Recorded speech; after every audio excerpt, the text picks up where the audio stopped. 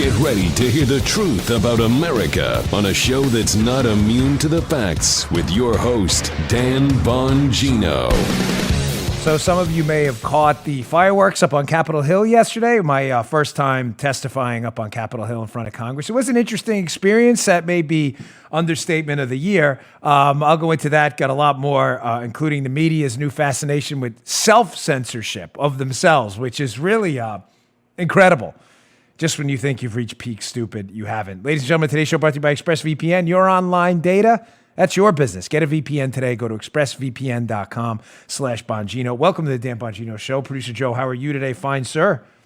Well, I'm doing good, Daniel. Welcome back. Good to see you. I think a lot of people will be meeting you today for the first time. We got a lot of new listeners after my testimony yesterday on Capitol Hill. So. I could tell by the increase in downloads and new subscribers, so we appreciate you. You're all welcome here, of course. All right, let's get right to it. We got a busy show today. Today's show brought to you by our friends at Brickhouse Nutrition. For those of you who want to eat healthier, I have a simple solution. Field of Greens from Brickhouse Nutrition. This is a beloved product in the Bongino household. We all take it, including my kids. What is it? Well, Field of Greens is a real superfood. It's not some fake health food garbage powder made up of cheap extracts and nonsense. It's real food, real, healthy, wholesome fruits and vegetables ground up into a powder. You take a scoop, you can put it in water. I put it in green tea sometimes. Sometimes I put it in a little V8. And it is a way to get your healthy fruits and vegetables in one scoop of fine-tasting, beautiful powder, not extract. This is ground up real fruits and vegetables. You can tell because if you look on the back of Brickhouse Nutrition's Field of Greens, you'll see it says nutrition facts, not supplement facts, because it's real food. Field of Greens has a full serving of real USDA organic fruits and vegetables, complete with antioxidants. One scoop of this daily will power you with clean, real energy, lead a healthier life. Everyone will tell you who knows anything about nutrition or exercise, you need your fruits and vegetables. Get them from Field of Greens. Go to brickhousenutrition.com/Dan. Get 15% off your first order with the promo code Dan. They just came out with a new wild berry flavored version of Field of Greens. It's delicious. Again, that's brickhousenutrition.com/Dan. Promo code Dan. Try this stuff out today. We love it. It's been my secret for a long time. brickhousenutrition.com/Dan. Promo code Dan. Pick up Field of Greens today. All right, Joe, let's go. Ding, ding. I missed that bell. Had to record super early, obviously, yesterday's show. It was a busy day, but I got back in time, sprinted to the airport, and even made that Hannity appearance last night from my home studio. So it was a long day. So yesterday I went up to Capitol Hill to testify for the first time in front of the Judiciary Committee, and the topic was police reform. And let me tell you how it happened without going into the details you don't need. But it just happened kind of last minute. I was asked to come up and present using my experience as a police officer and a Secret Service agent. I think not necessarily the police side of the argument, but just based on experience, using my experience, how police reforms can go forward. I've done 2 exhaustive shows on it, so I'm not going to spend the whole day today. But I wanted to play for you a couple clips of my testimony because I feel it was important, not because I said it, but because I think what I said and who I talked about and the message I had for people about our police officers is important to hear. You know, folks, what happened in Minneapolis, again, there was pretty much unanimity on this, that was obviously an egregious use of force that shouldn't have happened. But I'm sorry, I'm not going to allow that incident to allow people to stereotype every law enforcement officer out there as being some kind of curse and plague on our society. I'm still not grasping how fighting police misconduct, police who stereotype people based on skin color or whatever it may be, how fighting that by stereotyping police who had nothing to do with the death of Mr. Floyd, I'm unclear how that helps. Stereotyping is bad, so let's stereotype the cops? Again, I'm unsure where the logic there is. So my opening statement, yes, I'm not going to play the whole thing because it was 4.5 minutes long. I'm going to play about a minute and a half, 2 minutes of how I ended it. And I want to hat tip our nation's law enforcement officers. You mean a lot to this country. Don't let this all get you down. We can fix what's going on. But I'm not going to let them do that to every single cop out there who had nothing to do with Mr. Floyd, shows up to do the right thing every day. Here's the last part of my testimony. Check this out. Police officers are the front lines, putting themselves between the evildoers among us and the honest, hardworking Americans, just yearning for some security and prosperity in a small slice of Americana. We can and should commit to police accountability. There's no question about that. But we can do it without shredding the thin wall between civilization and chaos. There are few jobs in the country as stressful as policing.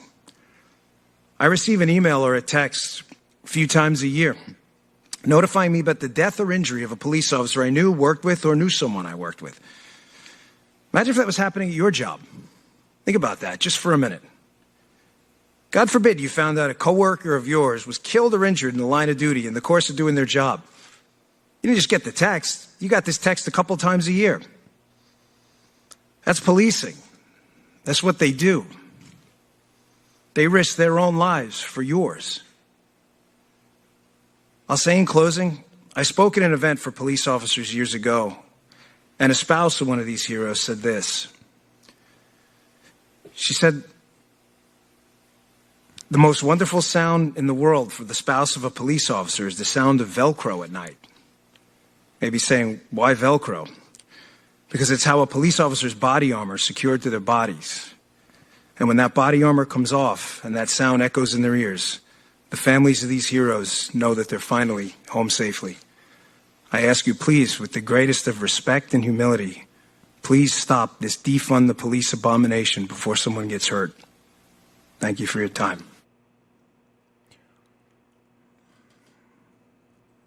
I'll just add that they didn't have the entire committee seated there because of the lack of seating. It was done in the auditorium up on Capitol Hill, not done in one of the hearing rooms for the sake of social distancing. But the Democrats who were on the panel were listening too. I was kind of stunned. I was waiting for them to be rustling papers or largely ignoring me, given the fact that I'm obviously a conservative figure. I'm not on their team, so to say, politically. Whether it made a difference, I don't know. But if you watch the video on our YouTube channel of what I just played, youtube.com/Bongino, and you check it out, you'll notice that one of the Democrats is sitting there listening with his attention pretty much focused on me too, and I hope I got through to some of them. Cops aren't your enemy, folks. They're not. The bad cops are. We have to start working with the police unions to get them out. I'm going to get to that later because I don't want to get too far ahead of myself, but it is important. We're going to have to work on arbitration and things like that. We have to get rid of some of the bad cops. They're destroying the job for everyone else, and it's just not right. I want to put one other exchange up because I just, again, said some of the Democrats seem to be at least interested in what I was saying. Whether it changes anything, I'm not sure. But some weren't, including Hakeem Jeffries, who didn't seem to care at all. He wanted to play racial division games and bring identity politics into a hearing that, by the way, most people on the panel, although we had serious disagreements about how to move forward here, the witnesses, there were 13 of us. There were 3 Republican witnesses and 10 Democrat witnesses. One of them, by the way, totally mischaracterized what I said, but I'll leave him for another day because I thought it was pretty gross. His response was terrible. But it was interesting because it could have been a hearing where we could have gotten some common ground on what to do going forward with policing in America. And some Democrats decided to make it again an identity politics fest and to sow racial division and create problems, ironically, where there weren't any in that hearing. One of them was Hakeem Jeffries, who was trying to make the bizarre point that police show more restraint if it's a white subject. I say bizarre because there's no evidence to support that at all. You have anecdotal examples of poor police misconduct with subjects who happen to be black, Hispanic, and otherwise. But that there's a systemic restraint problem when I didn't know that. I didn't even get what he was trying to say. I want you to watch this brief exchange. This is short because at the end, again, he tries to go forward with more division with this talking point that it's not all lives matter, but you have to say Black Lives Matter. And if you don't say that, you are somehow the racist, which is so outrageous that if you fall prey to this, I feel really bad for you. Everyone's life matters. That includes black lives and Asian lives and white lives and female lives and teenage lives and seniors' lives. We're supposed to be unified. We're not supposed to be divvying ourselves up into boxes and sicking everyone against each other. That's not what we do. That's what they do. Well, I wasn't going to do that, and I wasn't going to play that game. Watch this exchange here with Hakeem Jeffries. Mr. Bongino, Patrick Crucius was white, is that correct? Sir, I have no idea of I don't know his parentage. He was white. Again, I don't know why you're making a racial thing. Reclaiming my time. Yeah. Because Black Lives Matter, sir. Yeah, all lives matter, sir. Every single life matters. White, black, Asian, Professor everywhere Butler, else. Yeah. Sorry, but I wasn't having that. Don't be bullied, ladies and gentlemen. I mean it. The pressure right now on everyone in the public space, on everyone, to succumb to leftist narratives that if you believe all lives matter, somehow you're a racist ideologue, is insane. Think about what I just said.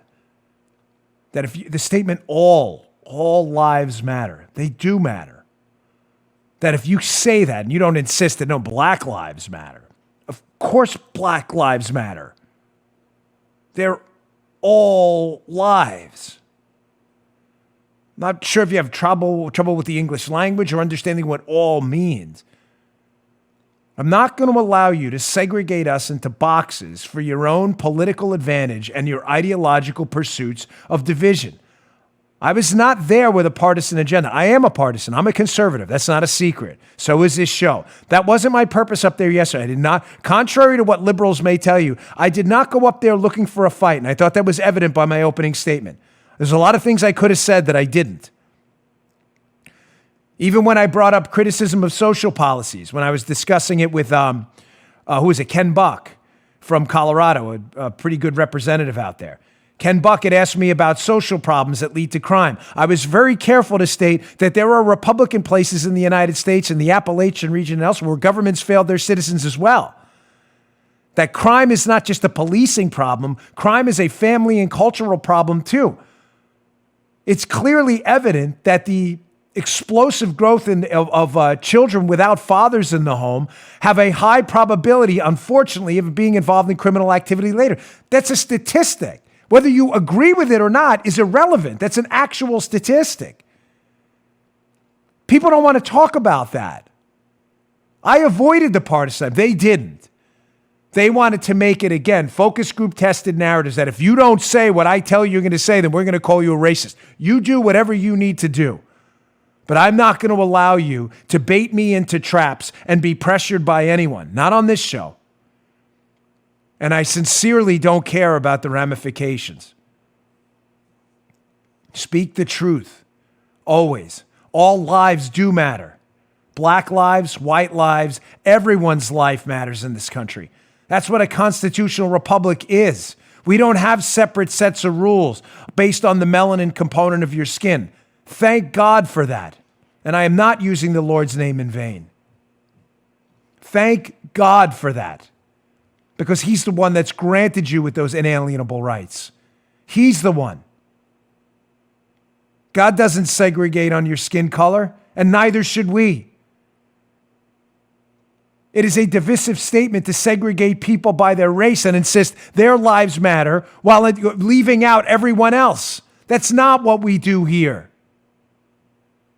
That's never been the message of the most prominent civil rights activists to change the world, ever.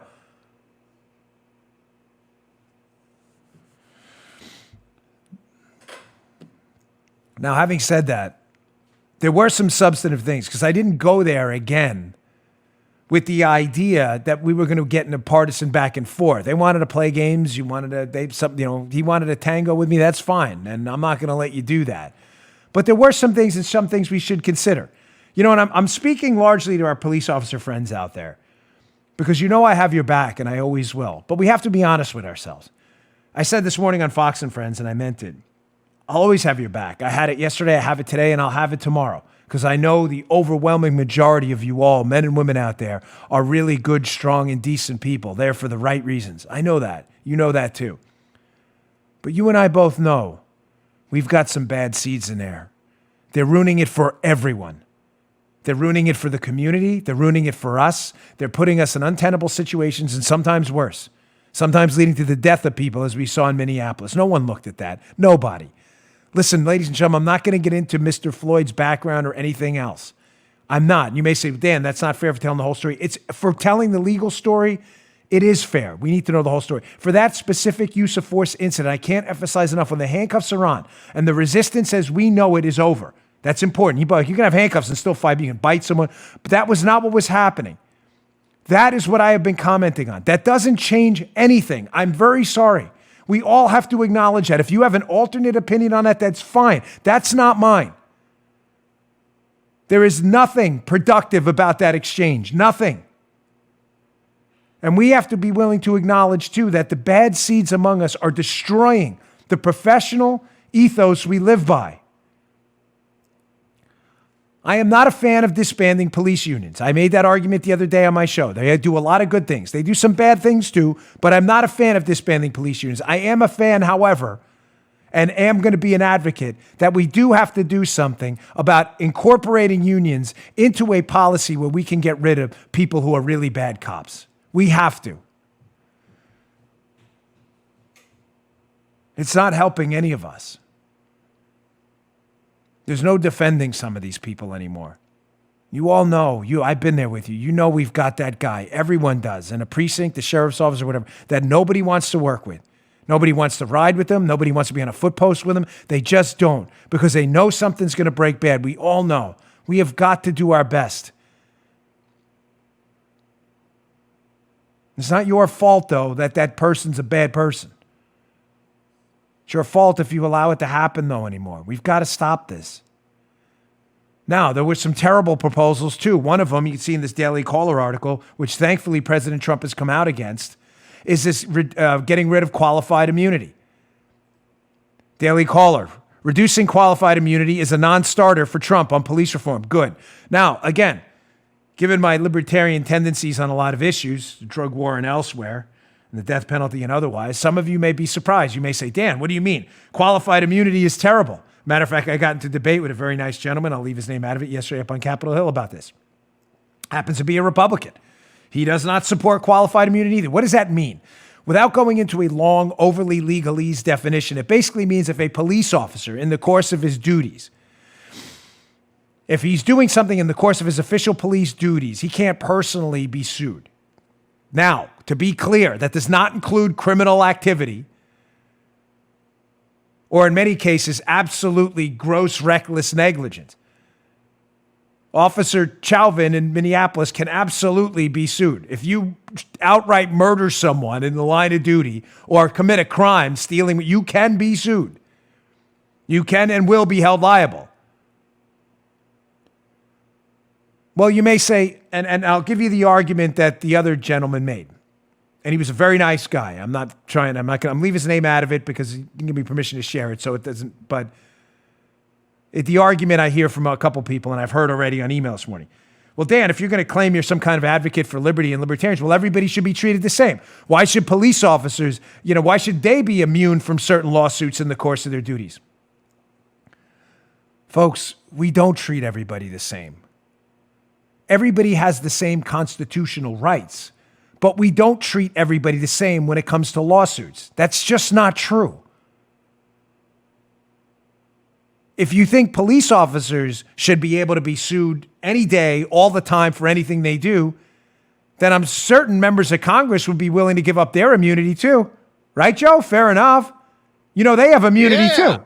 That whatever, things they say on the House floor, as long as it's done in the chamber, they can't be sued for that. They can't be even arrested for it. They have certain immunity. Well, you give it up too then. If everybody has to be treated the same all the time, then how about that?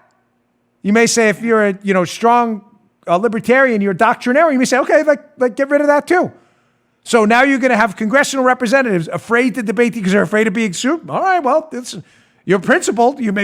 I think you're wrong, but you may be principled if you believe in that. What about judges? Judges have certain immunities too for things that happen in their chambers. Get rid of that too. You'll see judges being sued and maybe determining the outcome of a case based on not the law, but a fear of a lawsuit. Folks, we don't live in a simple world. You trying to rationalize it into black and white where these questions are all gray, I'm sorry, that's amateurish. The reason we give police officers a degree of qualified immunity, it's not absolute immunity, despite the fact that someone on the panel yesterday seemed to say, well, immunity means impunity. That is not true. Officer Chauvin is awaiting a trial on a murder charge. What was he immune from? I don't understand. He's literally going to go to trial if he doesn't plea out on a murder charge? What was he immune from? He didn't say, I'm immune. There is not, that doesn't exist, impunity.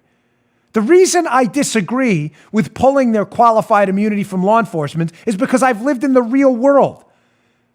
And you have to say, as I indicated during my testimony yesterday, when I quoted Thomas Sowell, who's famous for saying, great economist and I'd argue philosopher, Thomas Sowell says, okay, and then what? Doesn't that matter? So we pull officers' qualified immunity. They can now be sued. 8 hours a day, 5 days a week. They're dealing with the worst moments at the worst times in people's lives. And sometimes the worst people among us all day. And you can sue them for anything. So what's going to happen? And listen to me, if you're okay with these externalities, if you're okay with the consequences of this, what I'm about to tell you, then again, I'll give you credit for principle, but I won't give you credit, I'm sorry, for smarts, because you're making a really bad decision. If qualified immunity is pulled and you can sue them for anything, here's what you're going to, I had to write this down just to be sure I didn't miss anything. No knock on lawyers. Again, I don't stereotype people by profession, but there are bad lawyers, just like I admitted there are bad cops. There are a lot of them, unfortunately. Lawyers will pounce tomorrow. Joe, can you imagine the signs in high crime areas? Mishandled by the police? Call 1-800-JOEY Bag of Donuts. We'll sign you up tomorrow. Yeah. There will be lawsuits for everything. No, there won't, Dan. Why? People are good. Okay, keep telling yourself that. Doctors are sued all the time. All the time. Yeah. Some lawsuits are good, some are bad. Right. There will be, and doctors, by the way, don't do, largely 25 or 30 surgeries. They do a lot.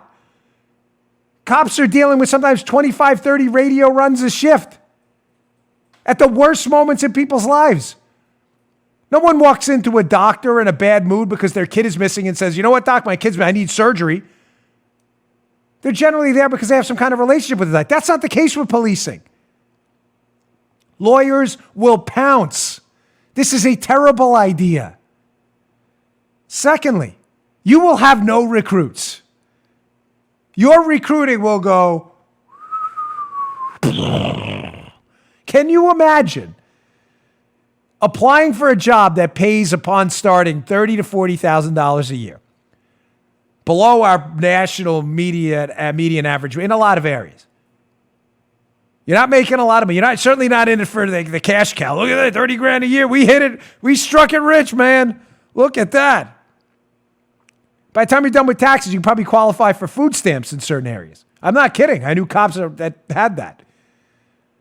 Those old WIC checks. Got him. Still can't get rid of these food funds. You will have no recruits. As I said to Kilmeade this morning, Brian Kilmeade on Fox and Friends. Do you think these police recruits coming on now have a $100,000 legal slush fund just in case they get sued? I don't know where you got that idea, but it's wrong. Again, I'm not talking about legitimate lawsuits. Believe me, I'm not saying no cop should ever be sued ever. There are things that happen that, thank God we have a legal system for to remedy. Abuses of force, theft. I mean, sometimes police officers do things wrong too. But to create an open season scenario where you write a traffic ticket and you think I was spoken to, and you sue them for, really? So number one, lawyers will pounce. Number two, you will have no recruits. Number three, you think you got hands-off policing now because of the Ferguson effect, which, by the way, is real. One of the persons on the panel yesterday, a woman, Miss Gupta, seemed to suggest that the Ferguson effect, there is no data conflating causation with correlation, which she knows is inaccurate because the correlation works in the opposite direction she was suggesting. But I'll leave that for another day. The Ferguson effect is very real. The Ferguson effect, meaning after the Michael Brown incident in Ferguson, remember the hands up, don't shoot lie? That didn't happen, by the way. Crime spiked in Ferguson and Baltimore with the Freddie Gray incident afterwards because there was a hands-off approach to policing because everybody was afraid they were going to go down too the minute they put their hands on anyone. Right. Can you imagine, Joe, the threat of a lawsuit anytime you come into contact with a citizen, the threat of a lawsuit, you think it's hands-off policing now? Oh, Daddy. You're darn right. Good luck with those radio runs. They're going to 90X everything. That was the radio code in New York for unfounded. Unfounded, Central. Not suggesting it's right. I'm just telling you, stop pretending you live in a world as you want it to be, and let's talk about the world as it actually is. If you're good with all this, then again, you're principled, and I credit you for that. Full qualified immunity. Everyone should be sued all the time. I'm just telling you, you're wrong. Wait till your house gets broken into. They catch the guy coming out, and they're like, didn't see him, Central 90X. Finally, one last thing, and we'll move on, because I do have a lot to get to. Again, if you're going to be principled on this, then you need to come out and advocate that Congress and judges also have their immunity pulled through. No one should have immunity for anything. Foreign diplomats, too. What about foreign diplomats who come to the country? They have a certain degree of diplomatic immunity, too. You want to push it? No one will send a diplomat here anymore. Ladies and gentlemen, you have to say, and then what? That's what real thinkers do. Okay, we do this, and then what happens? And then what happens after that? Remember, great public policies, Pareto maximized. What does that mean? Pareto optimization. Great public policy helps at least one person while hurting no one. Ladies and gentlemen, this policy will help a few people who have legitimate lawsuits who might not have filed them before, and will hurt and potentially lead to the deaths of thousands of others as the police just retreat from communities. This is a bad idea. I'm really sorry to inform you, but this is a terrible idea we should not support. And hat tip to President Trump for doing it. Read that article in the Daily Caller of my show notes, bongino.com/newsletter. I really appreciate it. All right, my second sponsor today are good friends over at Helix. Can't thank Helix enough for last night. I can't tell you how tired I was when I got back. I sprinted to the airport, barely made it. Some guy tried to say, hey, Dan. I was like, hey, buddy, gotta run. Thankfully, I had Clear. You know, Clear, you just put your eyeballs on the thing, and I got right through security. Just made the flight. Was changing in the bathroom at DCA. Was trying to get my boots off. Nearly stepped in a toilet bowl. Things fell on the floor in the bed. It was just a total show. So when I got home last night, I was tired. Dunked right out of my Helix Sleep mattress. Helix Sleep makes personalized mattresses, not some, one for 1,000 different people mattresses. This one makes one for you. They make them right here in America, and they ship them straight to your door with free no-contact delivery, free returns, and a 100-night sleep trial. To choose a mattress, here's what you do. Helix has a quiz. It takes just 2 minutes to complete. It matches your body type and sleep preferences to the perfect mattress for you, not for someone else. If you like a mattress that's really soft or firm, you sleep on your side like me, or your back or your stomach, or you sleep really hot. With Helix, there's a specific mattress for each and everybody's unique taste. They are so comfortable. I had a friend here. Let him sleep in my daughter's room. She has a Helix, and he woke up and he loved the mattress too. Not kidding. His name is Brian. They didn't make that up. Took the quiz, and I was matched to a Helix mattress because I wanted something that felt a little bit of medium firm, and I sleep on my side. I have bad shoulders too. I recommend it to my friends and family. We love Helix, but don't take my word for it. Helix was rated the #1 overall mattress pick of 2020 by GQ, Wired Magazine, and Apartment Therapy. Just go to helixsleep.com/Dan. Take their 2-minute sleep quiz, and they'll match you to a customized mattress that'll give you the best sleep of your life. Right now, Helix is offering up to $200 off all mattress orders for our listeners. Go to helixsleep.com/Dan for up to $200 off your mattress order today. That's Helix, Helix, sleep.com/Dan. Get up to $200 off your mattress order today. You're going to love this mattress. It's like sleeping on a cloud. Thanks, Helix, for sponsoring the show. We appreciate it. All right. So, ladies and gentlemen, you enjoying this chaos? Everything going on in the country?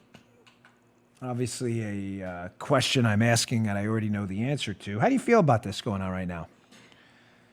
Got Seattle being taken over, Snake Plissken, Escape from New York style. I'm waiting for him to set up the, remember Escape from New York, Joe? You ever see the movie? Sure. Remember Snake gets sent in the ring to fight that guy, and when they give him a baseball bat or something, that's going to be next. They're going to be doing unsanctioned UFC bouts in the middle of Seattle. You enjoying this?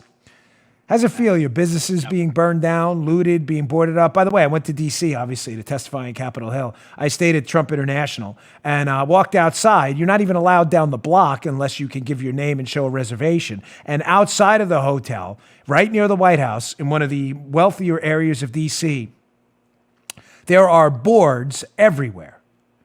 It looks like something out of the apocalypse. I could not believe what I was seeing. You like that? It's what liberals wanted, right? no police, social disorder. You love Antifa, Black Lives Matter. You know, the pigs in a blanket, fry them like bacon. What do we want? Dead cops. When do we want them now? You got them, all right. You know, that crowd, you like that? Think they're governing effectively?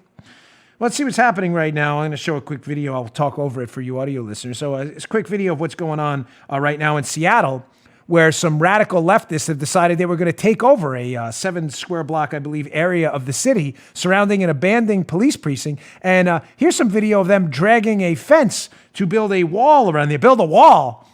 That's crazy. Build a wall? What do you mean? I thought walls don't work. Check it out. So you got these radical leftists again, taking over a portion of the city, including an abandoned police station, dragging a fence. You can see the fence being dragged on the street. Joe, I thought walls don't work. Weren't we told that? Here they are. Yeah. Joe, I thought fences don't work. Didn't they tell us that? Yeah. I mean, weren't we lectured incessantly by leftists that walls are old technology? Well, as I've said repeatedly, so's the inclined plane and the wheel. The inclined plane and the wheel have been used since we were, left our Neanderthal stage and became Homo sapiens, and then all of a sudden we figured out the inclined plane, ramps and things like that, and the wheel. They were like, wheel. We figured walls work too. We haven't abandoned the wheel. I mean, we figured out fire along. That's an old technology too. No one's fire. That's really old. Nobody needs that anymore. So interesting how they've taken over a portion. I'm not kidding. This is not a joke. This is not like one of those Dan Bongino let's use sarcasm moments. There is literally a 7-block area in the middle of Seattle containing an abandoned police precinct they abandoned in the riots that these radical leftists have just taken over. They're using barricades, walls they told us previously don't work. Apparently they work now. There are armed people in there. You now have complete chaos in the middle of Seattle. Having said that, Joe, it's not really ending well for them. Or should I say, let me rephrase, it's not really beginning well for them. It's not going to end well for them either. Yeah. President Trump should get a hold of this immediately. Not suggesting an armed military invasion, but we do have federal law enforcement that I would argue to you strongly on a very serious note, not a joke. The business owners inside that 7-block area, which has been taken over by radical lawless leftists, aren't their civil rights matter? You want to talk about real civil rights violations? You now have businesses in the 7-block area being shaken down by radical leftists for tribute. You have to pay them for protection. This is the United States of America. I'm not a joke. I'm not messing with you, Joe. This is really happening. We said and then, that. Joe, serious question. Don't their civil rights matter? Yeah. What if this was Joe Armacost Inc.? What, Joe's not entitled to the same protections that a constitutional republic everybody else is? If the Seattle Police Department will not handle this, we have enough federal law enforcement officers to do it. Listen, no one's looking for another unnecessary conflict, but this is the United States, folks. We can't have lawless cordons set up. This is outrageous. But as I said, it's not going to end well. It hasn't begun well either. Here's an article by Red State in the show notes. Again, please read it. The articles I put up in the show notes are for you every day, and I think they're pretty good. All right, this is Red State. Hilarious story of the day. Radical leftists in autonomous zone in Seattle already have a huge problem. Well, what's the huge problem, folks? Well, of course, there's no law there. It's lawless. It's being run by vigilantes inside now, gangs and mobs. There's apparently a warlord inside. This is amazing. This is America. I cannot believe we're having this conversation. There's a warlord. He needs to be named like Zod or something like that out of Superman 2. Warlord Zod, kneel before me. There's a warlord in there. And apparently they decided in, old Bolshevik communist fashion, Joe, they said, everything will be free here, the food, from each according to his abilities, to each according to his needs. Well, what do you think happened the minute they declared all the food, everything was going to be free? Well, they ran out of food because apparently homeless people walked inside of their encampment and stole and ate all the food. So good luck with that. Calories are kind of essential to staying alive. They'll probably starve like every other communist has throughout human history in just a matter of weeks. I suspect, though, this doesn't begin well again, and it won't end well either, ladies and gentlemen. This is a disaster. And there's some of you out there, I get some of your emails, and I understand them. Some of you said, Dan, it's Seattle. They voted for this crap all the time. I know, I get it. And I've asked you, if you reside in one of these cities and you vote for this, please don't move over here and vote this garbage into my town or anyone else's. I can't tell you what to do. I'm not a leftist. I don't want to impose on your rights. I'm just asking you, as not a friend, please don't come here and vote for that garbage here. I have a family and kids. I don't want an autonomous Antifa radical zone in the middle of my city with warlords. And, I'm sorry, not interested. But we do need to stop this. Those people have rights. There are people in Seattle who are American citizens, obviously. But they have rights too. They're not all leftist lunatics. And if the Seattle Police Department isn't going to do anything about it, then President Trump needs to. It doesn't have to be, I'm not suggesting some militarized operation when we go in there. Something has to be done. Our federal law enforcement has to take this place back. And if they want to engage in force on the other side, then sadly, and I hope it doesn't come to that, then something's going to have to be done. This is America, still. All right. Kayleigh McEnany was up at the doing a press conference yesterday at the White House, and I wanted to talk about this story. I'll get to it in a minute, the Washington Examiner. But President Trump starting up his rallies again. Good. I have no problem with this at all, and you should neither. Again, I will not be pressured or bullied by leftist media hacks. I'm not interested. They're full-time activists. They're garbage people. They're not serious people. They rarely, if ever, make a serious, credible point. These were the collusion hoaxers. Spygate's a fake. They're not serious people. Don't treat them as serious people. I protect their right to free speech and to be, media representatives, but they, again, have the right to be stupid. They sadly take us up on that offer all the time. So President Trump starting his rallies again, which I love. I love this story. This is terrific. Good. Now, the media, of course, they're not serious people. I'm just suggesting to you, I'm telling you what they say to suggest to you how unserious they are. They loved these thousands. These protests were well attended after the death of George Floyd. Well attended. Thousands of people. Don't let anybody tell you otherwise. That footage is real. There are thousands of people who care deeply about this issue. Some were there to cause trouble. Not everybody. You have people protest all the time. You don't have to agree with their protests, but thankfully they're allowed to do that in this country. It's a great country. So the media's take on that was, this is people exercising their right, and exercising your rights matters, even in the midst of the perils of the Wuhan virus. That was the media then. Now, when you want to exercise your right to elect a president, to assemble, and to vote, all of a sudden the media's story changes. No Trump rallies. No, we're back to let's scare everybody with the Wuhan virus. Wait. Yeah, you can't have it both ways. Either exercising your rights is preeminent, even under the threat of the Wuhan virus, or it's not. Again, I'm not asking you to logic this out. It's the media. They're garbage people. They're not serious. I'm simply telling you this so you know to just discount them, ignore it, and do not be bullied by your leftist friends sending you dopey articles from the New York Slimes and elsewhere saying, look at what you're doing. You're getting people killed with your rallies. Thank you.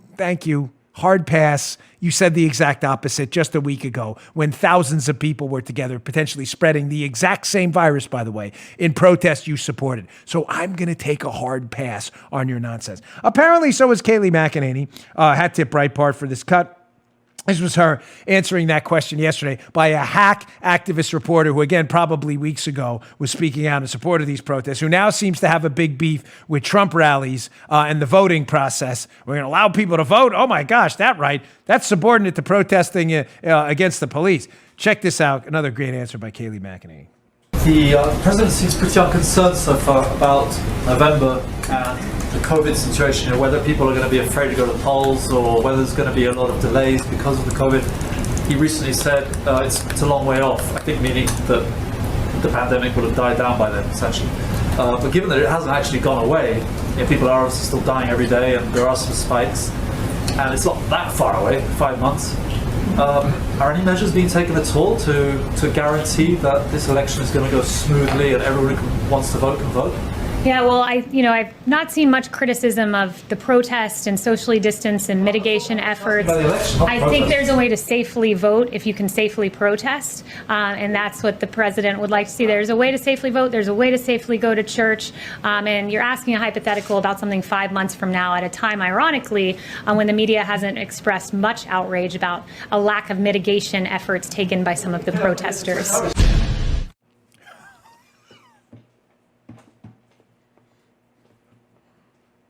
throwing it, elbowing. Who was that guy? It was David Silva. No, David Loiseau.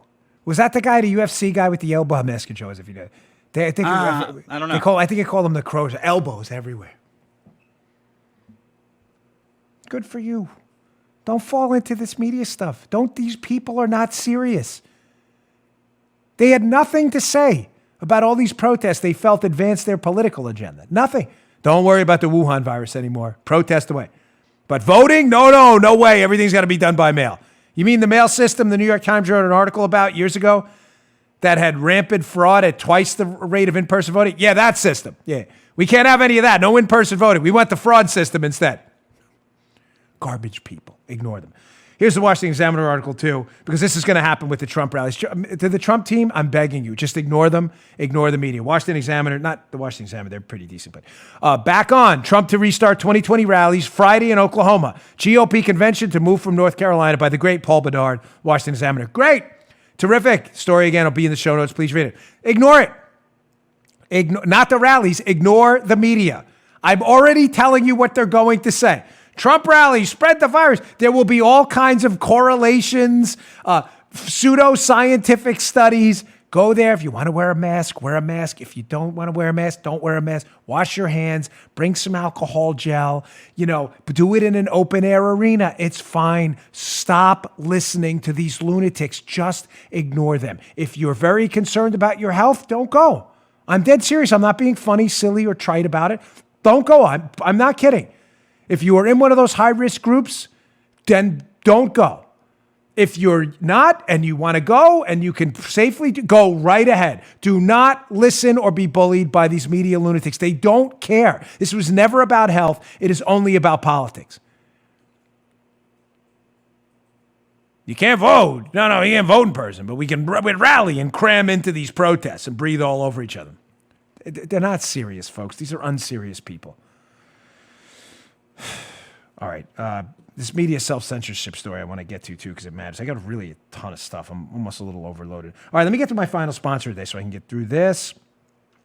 Today's show also brought to you by our friends at Lending Club. Ladies and gentlemen, Lending Club. Go to lendingclub.com/Dan. Check your rate in just minutes.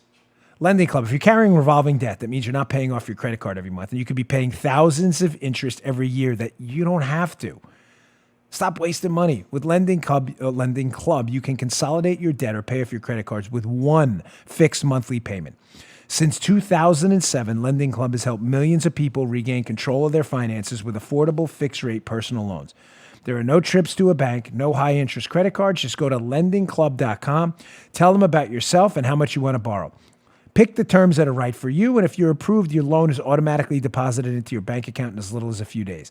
Lending Club is the #1 peer-to-peer lending platform with over $35 billion in loans issued. Go to lendingclub.com/Dan. Check your rate in minutes and borrow up to $40,000. That's lendingclub.com/Dan. Lendingclub.com/Dan. All loans made by WebBank, member FDIC, equal housing lender. Check them out. Lending Club. All right. This is a bizarre development. Not bizarre if you understand critical theory and the left. I haven't addressed this in a while. I don't want to get too deep in the weeds, but critical theory is this radical leftist bizarre proposal, ladies and gentlemen, that knowledge is a construct of power, and power is a function of the white male patriarchy. Therefore, everything you think you know, including even in the far end of it, principles like basic math is not true because it's been forwarded by the white patriarchy in advancement of their power. I'm not kidding. It basically means everything you've heard that you know to be factually correct is incorrect because it was said to you by white males. I don't have any other way to say it. That's the essence of critical theory. If you've heard it from a white male, it's probably not true. Insane because it's insane. I promise you 2 + 2 = 4, whether the person who told it to you was white, Asian, Hispanic, male, or female. That's not a construct of power. That's a construct of common sense.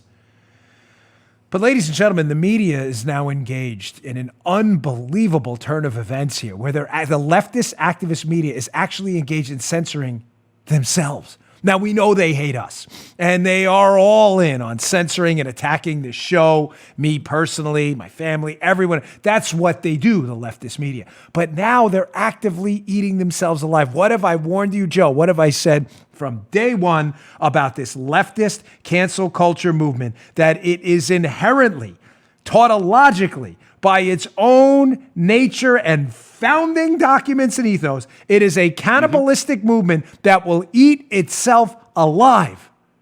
Yep. I didn't say don't worry about it. I'm not suggesting that you shouldn't worry about it now. I'm simply suggesting to you on a arc of history here, if there is one, that the leftist cancel culture movement, boycott this, boycott that, boycott this guy said this guy said that, this woman said that it was only a matter of time before it burns itself out because there'll be nobody left to cancel because everybody will be canceled. It's going to take time. I said to Paula last night, it's probably a decade. That's a long time to deal with this crap. The leftist boycotts, the Twitter censorship, all that other garbage. It's a long time. And we should fight every second. But I do believe it will have to burn itself out because there'll be no one left to cancel. What do I mean by this? Great piece in the Wall Street Journal by the great Dan Henninger today, talking about how now the media is in the process of eating itself alive. The leftist activist media, they're firing themselves. Not kidding. They're canceling themselves. Wall Street Journal, Dan Henninger, the media self-censors. The pre-liberal idea of settling disagreements with coercion has made a comeback in the United States. Here's the gist of the piece. The old-fashioned, air quotes here, being a little bit sarcastic, the old-fashioned idea of debating, contrasting, and potentially, friction ideas where there's some friction there. Two ideas necessarily don't marry, and they'll tie up. The old idea of debating that like civilized human beings, that's gone. Everybody knows that now. Critical theory, you are in fact a white male or a proponent of the white male patriarchy. Everything you know is fake. It's a construct of your power. You're to be dismissed. I don't need to hear you out. That's critical theory. You ever wonder why leftists don't listen to you? It's because they don't care what you have to say because your knowledge is a construct of your power and is therefore irrelevant. That's why. It's as simple as that. Yeah, but it's a fact. I read here the statistics. They don't care. Try to argue with a leftist that the Reagan tax cuts didn't cost the government money. Show them the government tape. They don't care. That's fake. That's a construct of your power. The patriarchy did it. Okay, whatevs. They're now canceling themselves. And Henninger's point here is that the idea that we should debate things is now over. The left is all in on coercion now. Coercion meaning cancel culture. If you don't agree with them, you're to be canceled. What does that mean? Fired from your job, show to be boycotted, humiliated on Twitter, mob rule on Twitter, embarrassed, personal death threat. I put them on. If you're ever on my Twitter, sometimes I tweet out the literal death threats we get. I'm not kidding. Mm-hmm. Listen, I'm not scared. I don't send them out like, oh, look, I send them out to humiliate these idiots. I always put, this guy seems nice. He's like, I want to cut your head off and everybody around you. Okay, sure you do. Good luck with that. This is what the left is now. They're forget dialogue. They're not interested. Trump's helped the black community. We had historically low black unemployment. We had efforts in the criminal justice reform, which again, I didn't even support, but many members of the black community did. They don't care. Trump's part of the patriarchy. They don't care. His knowledge and what he supports is irrelevant. They don't care. They are all in on coercion. And Henninger writes in his piece about how this has been a problem throughout human history. None of this is new. Power, whether it's social power or legal power, the leftists have the cultural power now, there's no question. As Acton warned, will always corrupt people. The left has now been fully corrupted.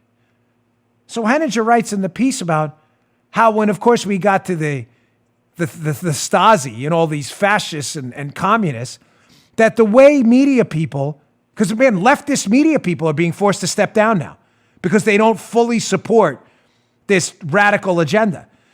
So he says in 2006, there was a movie, The Lives of Others, which dramatized how the Stasi, the omnipresent East German surveillance apparatus, pursued a non-conforming writer whose friends were intimidated into abandoning him. You know, we're seeing now on Twitter, folks, the pressure to, attack people on Twitter. To survive this kind of enforced thought, Concurrents in the Soviet Union or communist Eastern Europe, writers, they resorted to circulating their uncensored ideas as underground literature called samizdat. Forgive me if I'm saying that wrong. Others conveyed their ideas as political satire. In Vaclav Havel's 1965 play The Memorandum, a Czech officer worker is demoted to staff watcher, whose job is to monitor his colleagues. You won't see Havel's anti-censorship plays staged in the U.S. anytime soon. Folks, this is profound what he wrote in here. You know, the ignorance of history is celebrated on the left. Rip down statues as if history was perfect. You understand this? That the East German surveillance apparatus and the communists, the Gulag operators, the fascists, that they intimidated so many people into telling the truth that the only way to get the truth out was to write it as fiction? Look, Joe, you get where I'm going with this, right? Wink and a nod. I'm going to write a fiction book, Joe, about how awful this communist state is. It's fiction. Oh, okay. Fiction. Everybody's winking and nodding, of course. Yes, fiction, because why? Because you don't want to be thrown in the gulag and the bottom of your feet beaten yourself. Or you write it as satire, Joe. Here's a comedy play about how awful it is to live in the Soviet Union. It's a comedy. Don't kill me. This is where we're going, folks. No, you may say, Dan, that's dramatic. Gulags, forced trials, ideological conformity trials, public tribunals by leftists. That's crazy. There's no serious leftists calling for this. Really? Here's a tweet by this Amy Siskin, who is about as radical as it gets, but people actually follow Amy Siskin. She wants Tucker Carlson and Fox News to face tribunals here. Quote, Amy Siskin, Tucker Carlson and Fox News have blood on their hands. When this is all over, I hope they face hearings and trials for their roles in deaths and violence through gaslighting, lies, and propaganda. Let the tribunals begin. Amy Siskin. Tribunal, you know, what was that? The Dark Knight Returns, was that the one? Where the Scarecrow guy's holding court? And what was it? Guilty, you walk out on the ice, and not guilty, they shoot you on the ice or something. Remember they want the tribunals. What was it? Savion, what was the actor? Chris, I don't know the guy's name. The guy, I can picture his face, though. I'm terrible with actors. Forgive me, I know I'll get a million emails. But he's sitting there as the Scarecrow. Everybody, you were guilty or not guilty, didn't matter. Penalty was the same. Walk out on the ice and die or freeze to death. Amy Siskin, let the tribunals begin. How is Amy Siskin different from what the thought police do in communist countries? Please explain. Please explain. She just doesn't agree with what Tucker Carlson said. So she needs him silenced. Let the tribunals begin. Tribunals tomorrow. Will there be a death penalty, Ms. Siskin? Can you explain to me how these trials will work? Are you going to be the judge? Are you going to be the executioner too? Are you actually going to drop the guillotine? Or are you going to get someone else to do that? You think I'm making this up? Go look at her tweet. I didn't Photoshop that. It's all over Twitter. Shut down Fox News. Let the tribunals begin. I cannot encourage you in strong enough terms, ladies and gentlemen, to move to a state right now that respects freedom and liberty. I can't. I know some of you are stuck. I met a lady. She listens to my show yesterday at the airport. I'm not going to say who it is, obviously. Met her and her husband. Husband's a police officer. I'm not going to say where he works because the leftists will attack him, want him fired too. Met him in the airport. They want out of the communist state they live in now. They can't leave. They're stuck, pensions, that kind of thing. I understand. If you have the ability to get out and move to a state like Texas or Florida or elsewhere that respects your freedom and liberty, I cannot in strong enough terms recommend you do it. Folks, I wrote an article years ago, I believe at IJ Review, saying we needed to stay and fight. I ran in a blue state. Matter of fact, I insisted. I'm sorry, but I can't defend that anymore, even though it was my writing. I don't know if there's ever going to be a kumbaya moment. I'm not sure the United States is ever going to be united again in the near future. The left has gone too far. And it's impossible to fight against people that aren't listening or aren't even interested in listening in what you're fighting for. They want you in gulags, and they want the tribunals to begin. You're going to sit there with your kids and put up with this? You don't need to. Let me make one final point on this. Number one, why is this movement, this cancel culture movement, inherently cannibalistic? Because, folks, you understand that everyone on Twitter that points out what someone else did, even on the left, I'll give you an example. There's a show on Bravo, Vanderpump Rules. It's a reality show, and it's a bunch of younger 20-somethings, and it's a reality. It's supposed to be the real world, and who knows how real reality shows are, but you get the point. They work in a restaurant in Los Angeles, and a couple of they're all hard leftists. You can tell if you've ever seen the show. The members of the show, some of them have just been fired. Some of them for racist tweets they made or what are allegedly racist. I haven't read them. I just saw the headline. One was fired because she called the cops on a woman who was black, and it was, I don't know, apparently the woman didn't do anything. I don't know the circumstances here. These are all leftists. Keep in mind, they're all firing themselves. These are not conservatives on the show. There are no conservatives on that show. They're firing themselves. Why will this burn itself out? Because, folks, the people seeking to have the other people fired also have things in their past, too. And the only reason those things in their past haven't come up is because they're not as prominent as the people on top of them on the Q score. You know, that Q score they have where in Hollywood, where if you're high, you're talked about a lot. They're not as prominent as the people they got fired. Please tell me you understand this. It explains everything why this movement will burn out. You have low-level woketivists, woke activists, woketivists, searching for things to be victims on. Conservatives aren't listening to them anymore. So in many cases, they've given up on conservatives. So now they're going to the liberals. We got to find anyone, tweets, whatever. Search, hunt them down. Tribunals. So now they're hunting themselves. And they found one of the characters, Stassi, who has a podcast, who was the one who called the police. And now she's fired. Everybody's divorced themselves from her. She's been left businessless almost. This is not a Republican, as far as I know. Now what happens, Joe? So you have these people with these really high Q scores. In other words, they're famous. They're talked about a lot in the media. That's what that is. Mm-hmm. Then as you knock them off, you get the Matt Lauers, the Harvey Weinsteins. All right, we got some pretty obvious wrongs there. And you start getting down to Vanderpump Rules people. And then all of a sudden, the people at the bottom who were below them on the Q score scale, these journalists and other media activists pointing out them. Now all of a sudden it comes to them. And people below them on the Q score scale start hunting them down because there's nobody left. And eventually you're left with a couple of 10 or 12 people in a basement on Twitter talking to themselves because there's no one left in the leftist subculture. Folks, this movement had to eat itself alive because none of us are without sin.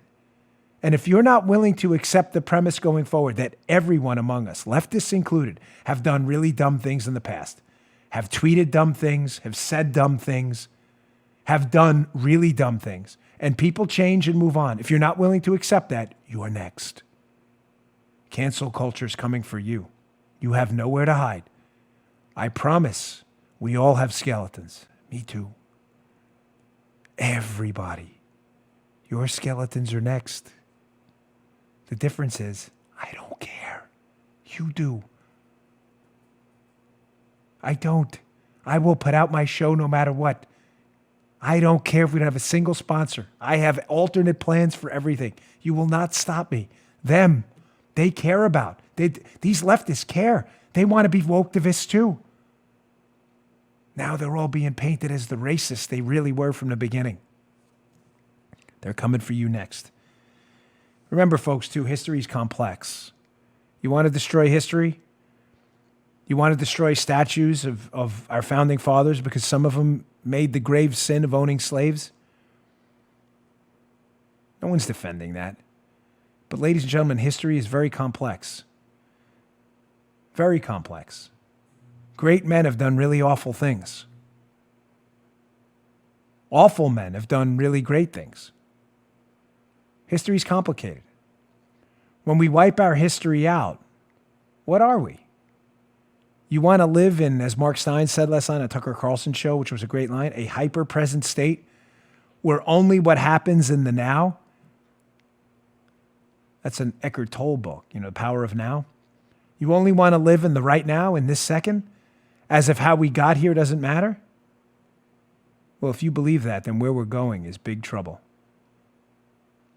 Thanks for tuning in. Hope you enjoyed my testimony yesterday up on Capitol Hill. I, again, deeply appreciate it. If you would subscribe to our YouTube channel, youtube.com/Bongino. It helps us get the message out.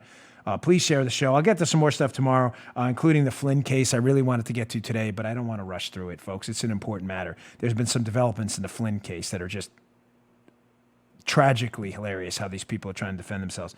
And another update on what happened with the Spygate debacle. They're still hiding stuff. It's incredible.